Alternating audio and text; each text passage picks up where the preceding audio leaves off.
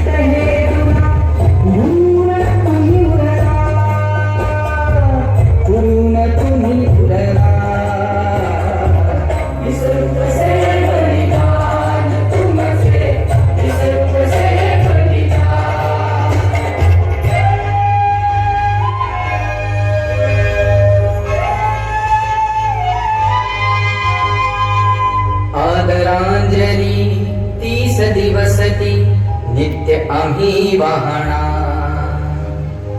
तुमचे बलिदान व्यर्थ न जाओ कार्य असे करना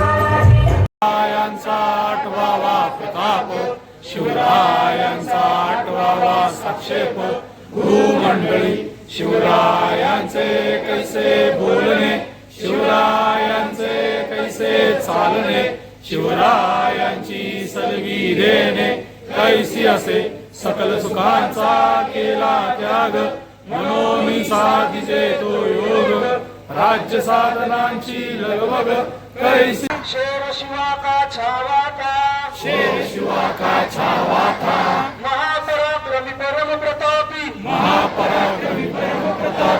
एक ही शंभू राजा था तेजपुंज तेजस्वी आंखें निकल गई पर झुका नहीं दृष्टि गई पर राष्ट्र उन्नति का दिव्य स्वप्न तो मिटा नहीं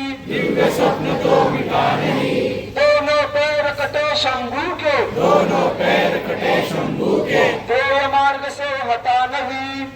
मार्ग से हटा नहीं हाथ कटे तो क्या हुआ सत्कर्म कभी भी छुटा नहीं, सत्कर्म कभी भी छूटा। जय श्रीराम. जय श्रीराम. धर्मवीर संभाजी महाराज बलिदान मास संभाजी भिडे गुरुजी यांच्या आदेशावरून श्री शिवप्रतिष्ठान हिंदुस्थान या संघटनेच्या माध्यमातून पूर्ण महाराष्ट्रभर प्रत्येक गावागावात हा धर्मवीर संभाजी महाराजांचा बलिदान मास पाळला जातो. बऱ्याच जणांना प्रश्न पडतो की बलिदान मास हा साजरा केला जातो, तर हा साजरा केला न जाऊन हा पाळला जातो. हा उत्सव नसून आपण महाराजांना हे 30 दिवस श्रद्धांजली वाहतो. क्रूर औरंग्यांनी महाराजांना त्या काळात पकडून त्यांच्यावर जे अन्याय अत्याचार केले त्याच्या प्रित्यर्थ आपण महाराजांना इथं नित्यनेमाने 30 दिवस श्रद्धांजली वाहण्यासाठी सर्व हिंदू तरुण माता भगिनी एकत्र येत असतात.